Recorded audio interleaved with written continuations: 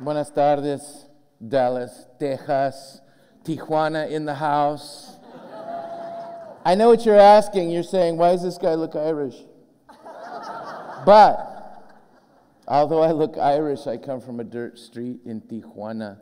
And I just want to throw this out to you. I'm here to talk to you about books, the wonder of books, the unlikely story of literacy, and the American dream. I hope you'll accept me. I came down here from Chicago. I didn't come as a carpetbagger. I came down here as an enthusiast.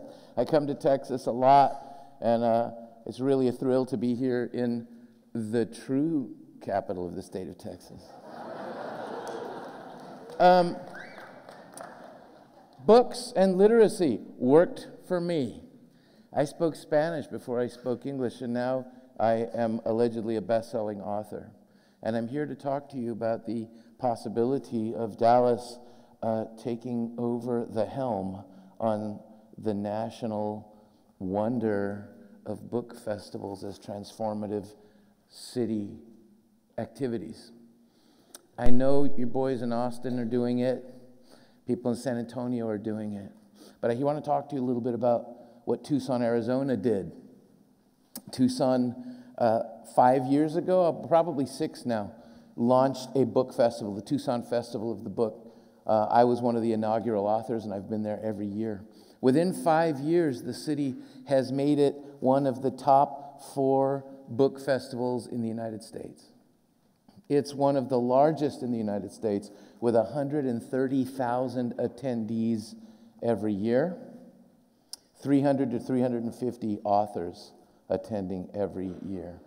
The boon in tourism money is incredible. The boon in general spending is incredible. The uptick in ethnic unity in the city has been remarkable.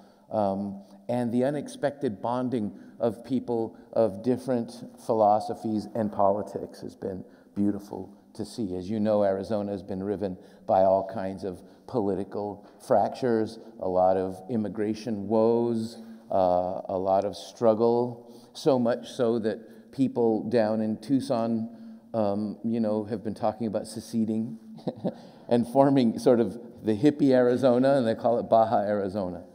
So, but this is an interesting thing that they managed to do, and I have watched. And we're going to have panels in a moment.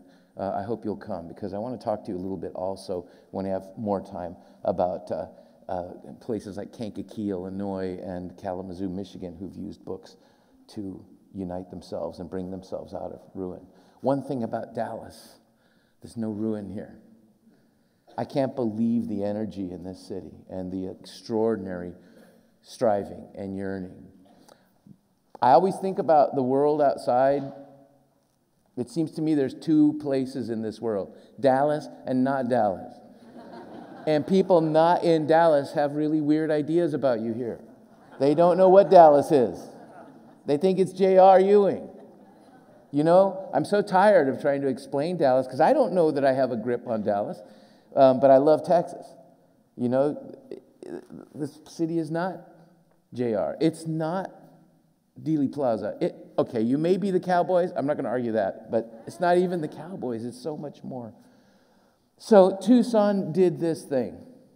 They didn't focus on humanitarian issues. They didn't focus on do-gooder issues. They didn't focus on political issues. They didn't do any of that.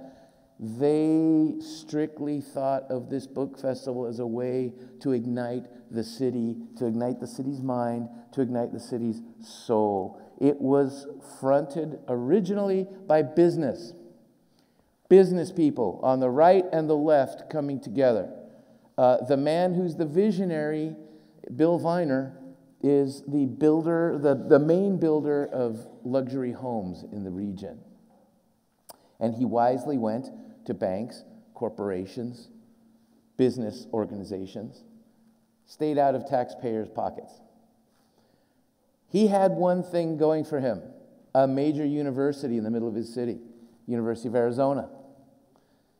He planned the festival on spring break, so the university would be empty. went to the university, pitched his idea. They turned over the campus to him, which he uses every year, which is why it's so huge.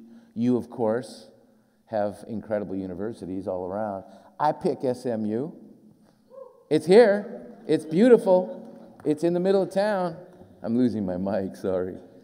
And you have a real boon because you have the Bush Library there. And I'm going there, I know you know why, because my favorite Republican, Miss Laura. Who's going to ever deny Miss Laura? I'm calling out to the planners who might do this festival, make her the honorary president. No American will be able to deny her. She's a champion of the book. They fill the campus with hundreds of tents. They invite every kind of publisher. They invite the U.S. Border Patrol. They invite the Forest Service. They invite schools to come. They have food. They have festivals. C-SPAN's there every year. There are, weird Marvel comic characters in costume. They turn it into a huge festival for the city. They manage to disenfranchised Latinos in the south of Tucson by having tents dedicated to Latino literature. And all day long, Chicano poets and writers are there performing. People come. They have a banquet to kick off the event. The banquet has tables. The business community comes. They pay a lot of money to have a banquet table. They meet a famous author or society person, but the genius of it is each table gets an author. Each member of the table gets authors' books free and signed. And that way everybody is involved in the situation. The green room is a place that you should see because they were wise in realizing that readers like books that are readable. So we avoided the highfalutin tone that some of them have, or, the sort of hippie tone some of them have, where people will come and read their haiku. Or, I'm going to read you my 900-page novel about a man sitting sadly in his living room. So, y'all know what I'm talking about. So they've brought in a lot of mystery and thriller writers. They've brought in genre people. They have a whole cadre of romance writers as well as literary authors. One of the mainstays was always Elmore Leonard, those of you who like mystery stuff. Now, I'll confess to you, I go there as a fan more than as Mr. Professional Writer, and I watched Elmore Leonard for 5 years, and I was always too shy to talk to him because, man, he's Elmore Leonard, And I would sit in the green room, and I'd watch him, and I'd know that he was watching me back. He'd look at me, And my wife would say, talk to him. And I'd say, I can't talk to him. He's Elmore Leonard.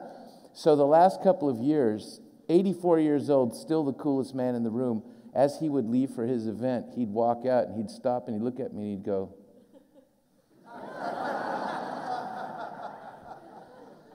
It's inexplicable how powerful this experience has been for the city of Tucson. The mayor, Mr. Mayor, I was back there selling my ideas to him. The mayor is very involved in wonderful ways. He always attends.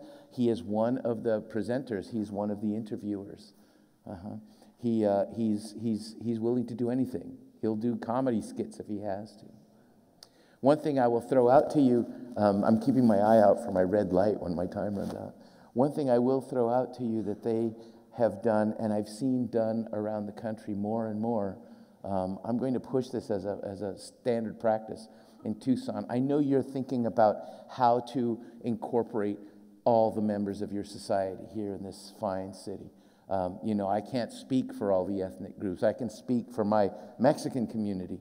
And I've seen this brilliant thing happening. I learned it in North Carolina. They have a book festival, small one, and I was able to come. And they did this incredible thing. They united the business community, the Latino business community in the city, and they got Latino educators.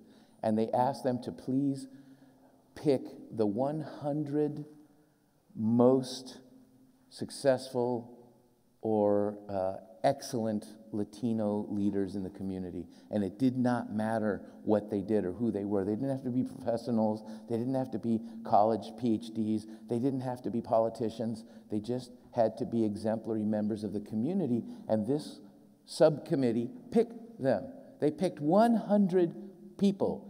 And then the little festival, like you saw that ghastly slide of me up there, they had slides of the people up there with their name. And it was brilliant because if you give a slideshow for 100 Mexicans, there'll be like 900 people show up. They brought everybody. Grandmas were standing up and taking flash pictures of the... And they had a gardener, a custodian from a grade school, a woman who still makes tortillas, a politician, a couple of school teachers, everybody, a track star. And they had the audacity to have some undocumented kid. And it said, Juan Contreras, undocumented.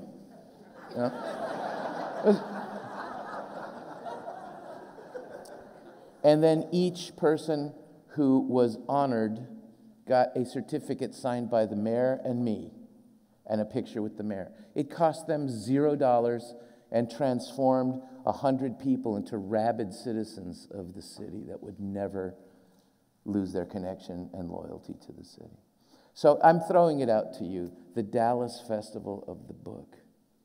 You business people, you're the ones who can do it. Your energy is the energy that could do it. I see 150,000 people coming to SMU. And I just want to throw out that the really neat thing, because now my light's coming on so I can leave, but one of the really neat things about this is that once a year they give a huge award, an important trophy. Larry McMurtry got it, to big authors.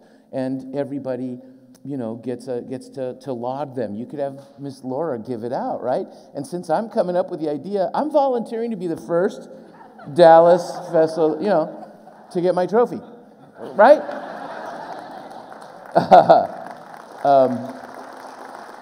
Anyway, God bless Dallas, and I'm telling you, only in America could somebody like me stand here in front of you and talk about something so insane. It's America. God bless America. So I'll keep writing, you keep reading. Thank you so much. Bye.